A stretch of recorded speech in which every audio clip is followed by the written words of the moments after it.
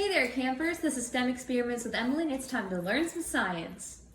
Today, we have a very interesting experiment to test together. But before we do, let's talk about the most important part of the Egyptian Empire, the Nile River.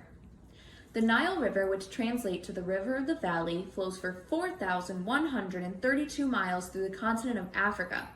To put that into perspective, if you traveled by boat from one end of the river to another, it would take over 3 months. Hapi was the god of the annual flooding of the Nile in ancient Egyptian religion and was greatly celebrated among the Egyptians. They had many titles for him, such as Lord of the Fish and Birds of the Marshes and Lord of the River bringing vegetation. The annual flooding of the Nile was actually referred to as the arrival of Hapi and was celebrated with great festivals of music, feasts, and river processions, similar to a parade. Every year, farmers would travel to the temples built in his honor called cultist temples, which the Egyptians built as houses for their gods. Hapi's temples were located in Elephantine and Aswan. Farmers visited these sites to pray for an adequate flood and a fresh supply of mud, which they called black silt.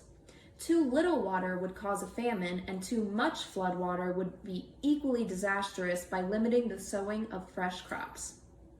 As you can see, the Nile River was crucial to the civilization of Egypt, so they based their lives, activities, and many myths around it. One of the most famous was the story of Osiris and the Nile. Haven't heard it before? That's okay. Let's check out this short story called Osiris and Isis on YouTube. Dad knows lots of great Egyptian stories. One of my all-time favorites is the tale of Osiris and Isis. Long ago, Osiris, the god king, ruled the land of Egypt with his wife, the beautiful and smart Isis.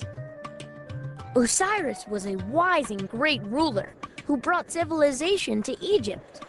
He taught us how to plant crops and care for animals.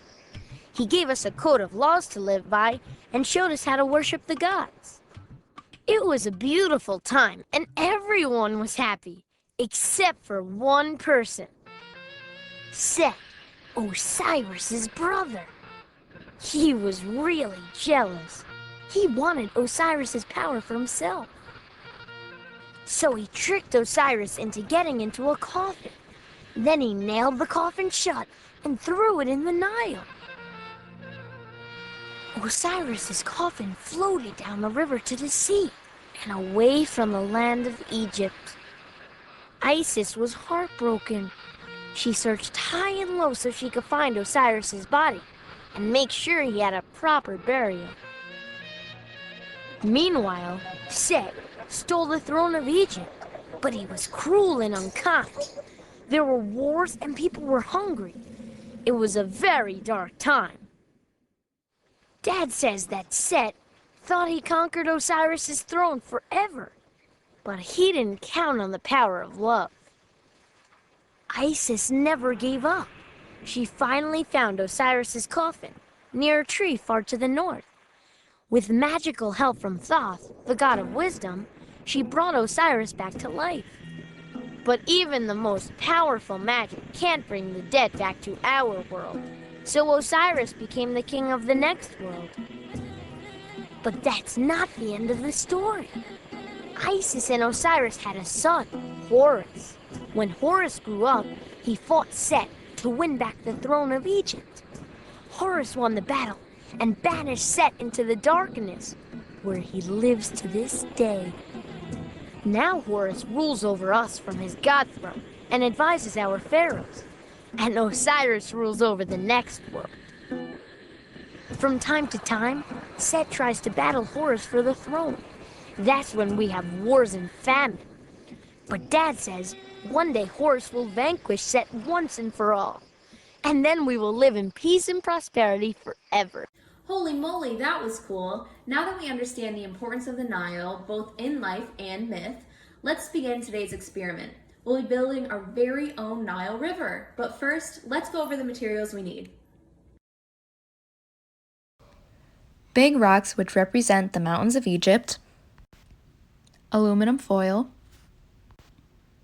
pebbles, which will act as the bottom of our Nile River, a jewel, dirt, grass seeds, and when the grass grows, this will represent the reeds that surrounds the banks of the Nile, a tin, and lastly, the water you will use to flood the Nile.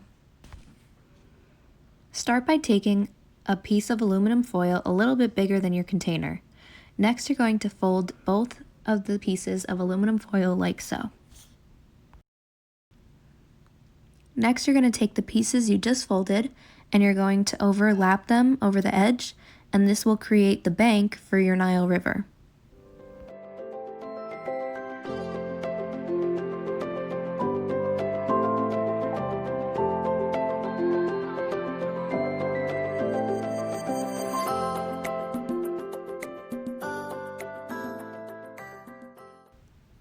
Now I'm taking a third piece of aluminum foil to fill the middle of our Nile River. Next, take your dirt and fill each of the openings on each side.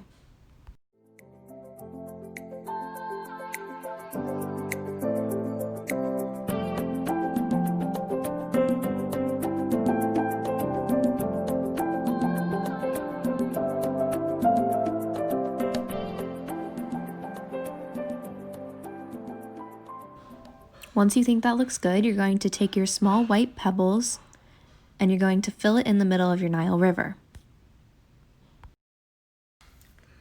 Take your larger rocks, which act as the Egyptian mountains, and place them along the side of the tin. Next, take your jewel and find a spot you'd like to bury it. Take your grass seeds and sprinkle a little bit on each side.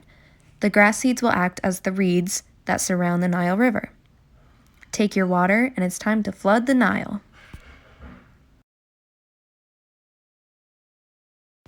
After a few weeks, your Nile River should look like this. Fun fact, the Egyptians used the reeds to make paper and boats. Thanks for watching STEM Experiments with Emily, and I'll see you next time.